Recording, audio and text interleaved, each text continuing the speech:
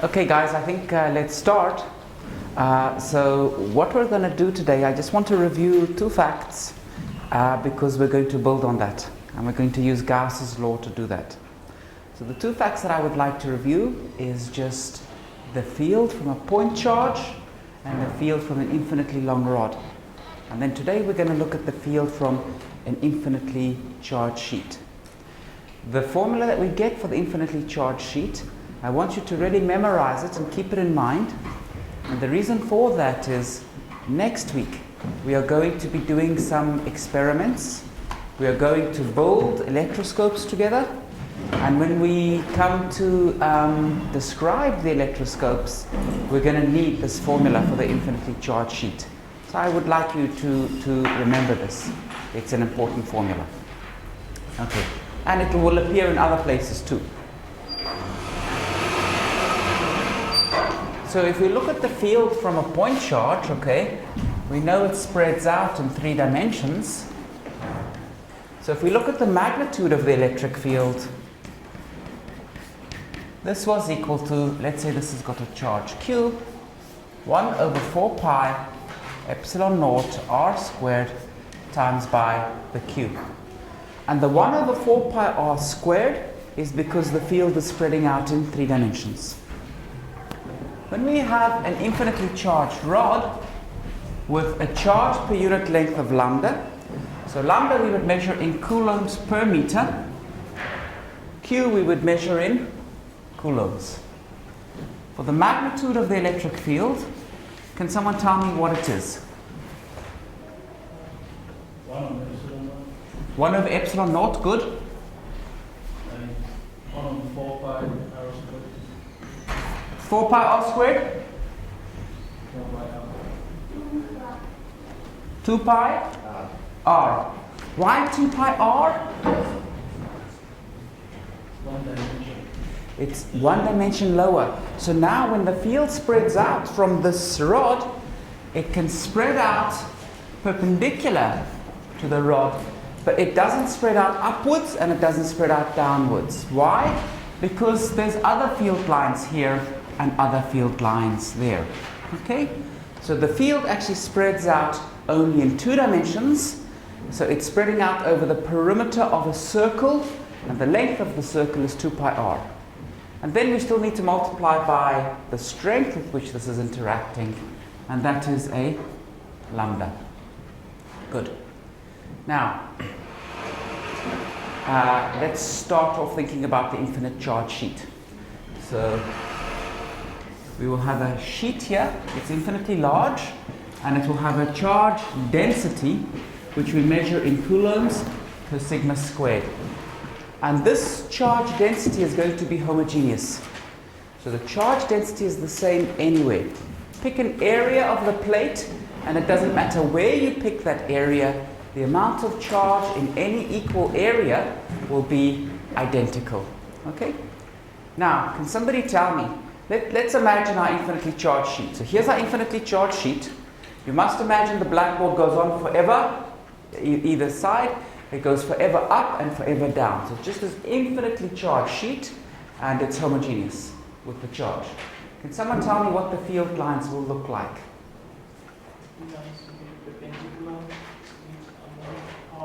Why would they be perpendicular? That's absolutely correct. I want to know why. What's the argument? The same as for the rod? You mean the field lines are only moving out in 1 dimension? That's the correct intuitive picture. I buy that. But you haven't convinced me yet. Can we say something more? When we use Stokes' theorem, some way on that's the concept of P minus, that's the given surface and the Lagrange surface on the infinite sheet. And we use Stokes' theorem with the right-hand variable, we get the minus. Good. So the direction of the area is definitely perpendicular to the sheet. That's true. But I want to know the direction of the electric field.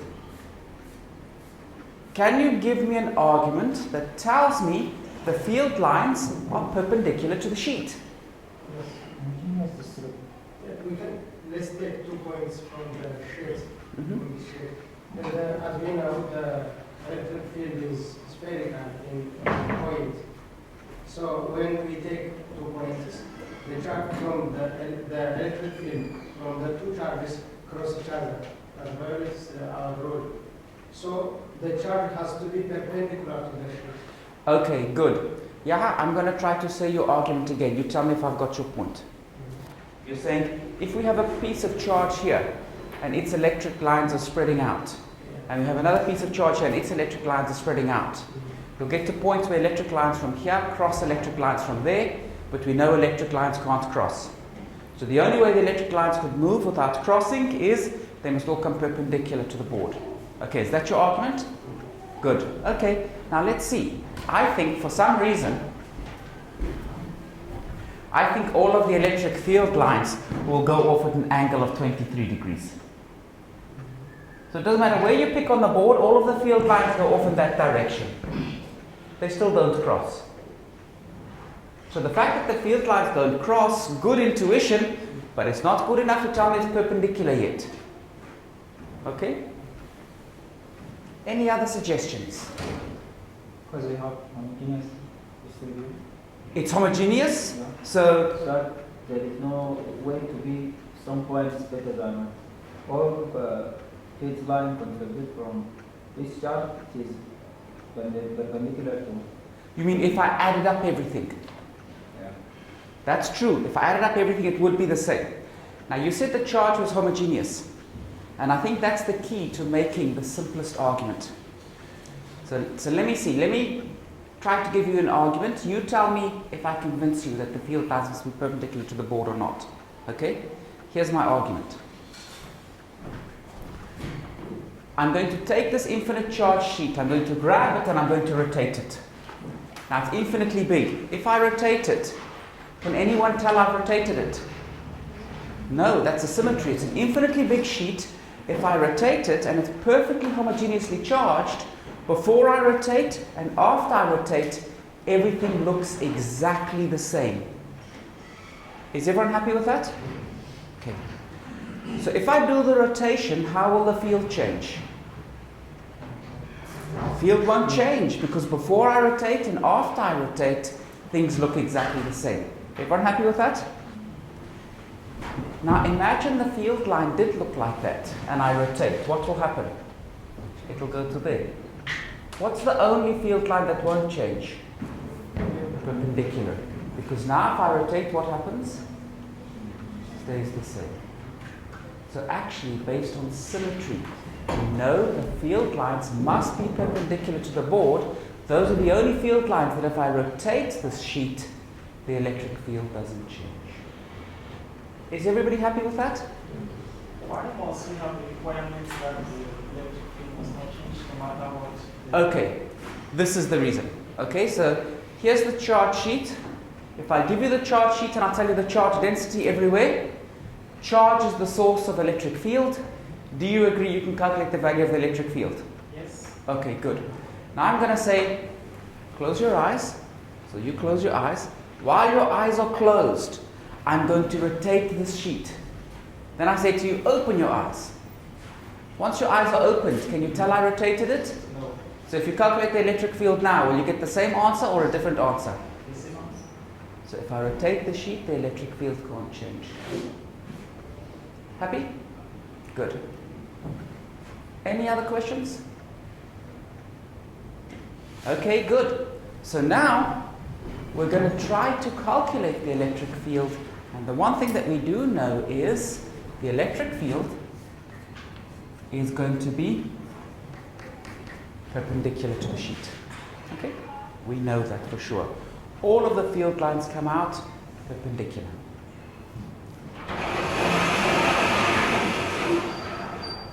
So the way I would like to do this is using the Gauss Law. So I'm going to use the integral form of the Gauss Law. So I'm going to say the integral of E dot dA is equal to what? Charge enclosed over epsilon naught. Good. And what I have to tell you is what surface I will integrate over. Okay? Now, I'm going to pick my surface as follows. Think about this as my infinitely charged sheet. And what I'm going to do is, I'm going to pick a box or a cylinder, something like that, so that the sheet is in the middle of my box, okay? And what I'm going to integrate over is the surface of the box. So half of the integral is this side of the sheet, and half of the integral is that side of the sheet, okay? So that's the picture I want you to have in mind. And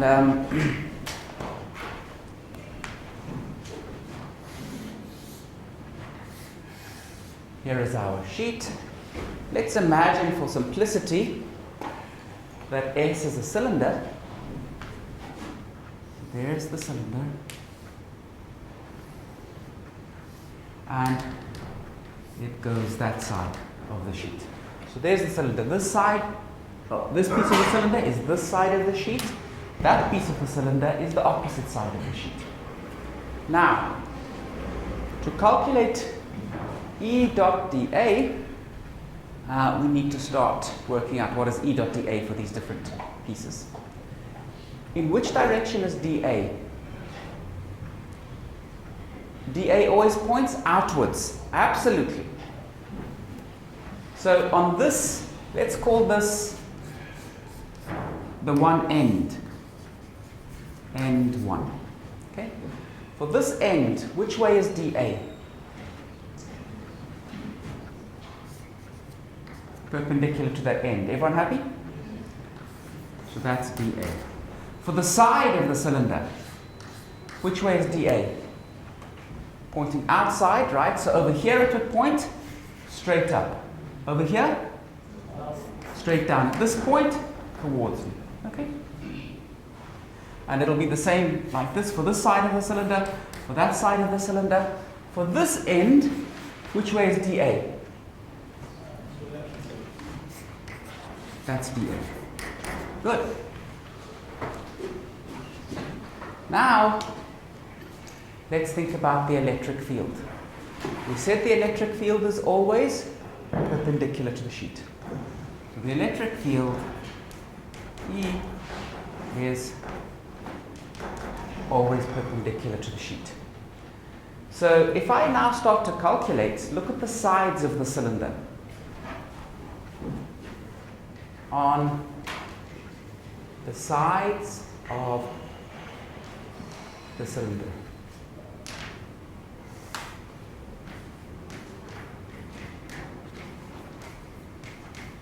What is E dot dA equal to? 0. Why is it 0? They're perpendicular. So what's happening is, here's your cylinder, dA points like that, and the electric field points like that. So E dot dA are perpendicular. What's the dot product of two vectors that are perpendicular? 0. So on the sides of the cylinder, E dot dA is 0. Good. Let's call that end 2. Now let's look at end number 1.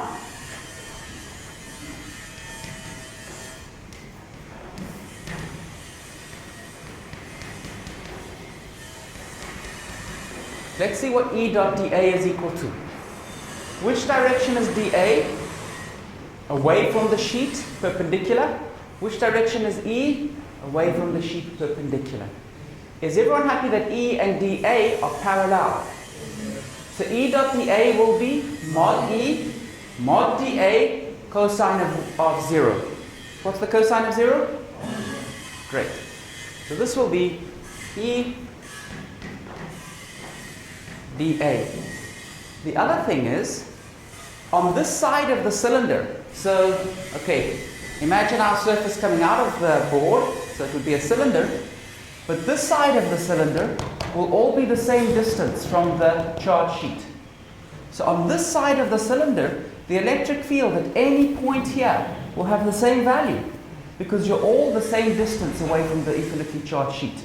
And we know the electric field gets smaller with distance if you go further away. So here we would expect the electric field is exactly the same at all of these points. So if we calculate the integral of E dot dA for N1, we will get that area times by E, the strength of the electric field. Is everyone happy with that? Good. Now, look, on the other side, the direction of the electric field has changed sign, right? Because if this sheet is positively charged, so if our sheet is positively charged, the electric field will move away from the sheet. So on this side it moves away from the sheet, on that side it moves away from the sheet, right? So the electric field has changed direction. So what does it mean for the integral? Negative? Will it be negative? Why won't it be negative? Because?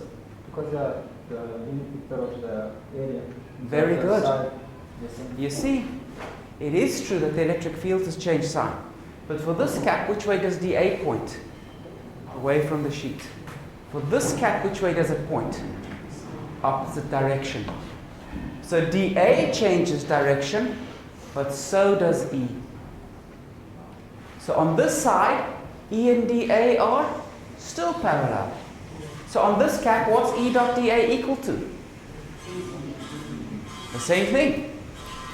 So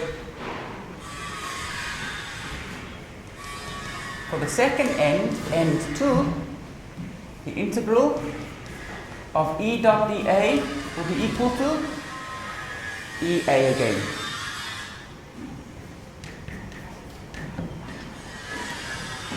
Okay, let's put it together. So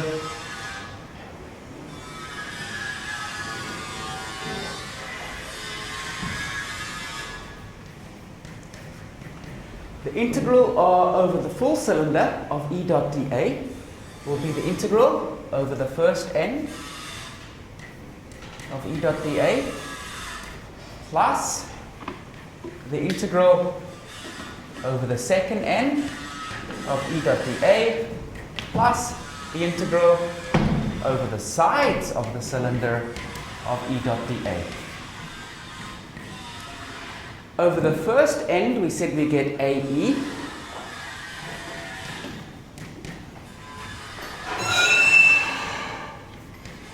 Over the second end, we said we get AE. And over the sides of the cylinder, we get 0. And this should be equal to the charge enclosed over epsilon naught. So we can sum these two to get 2AE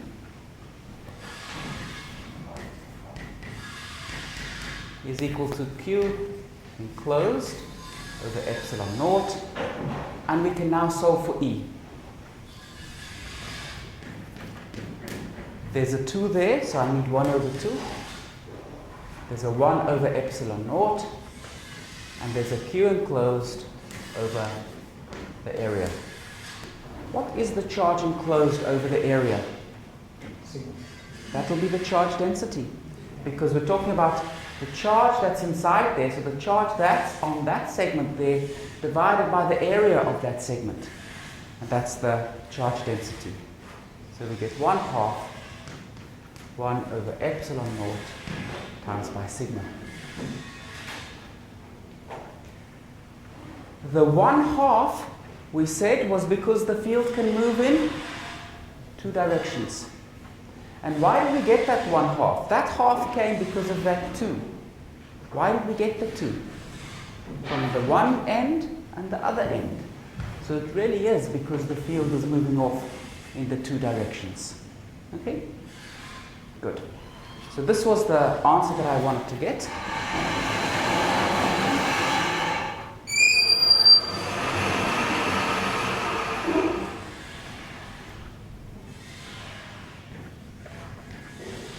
The magnitude of the electric field is equal to 1 over epsilon naught, 1 over 2 sigma. And you can see that these three formulas look very, very natural now. You can really see that factor that we said that was related to the geometry of the field moving through the space. We've really seen it working perfectly now in three different examples. So we should be convinced now that that's correct.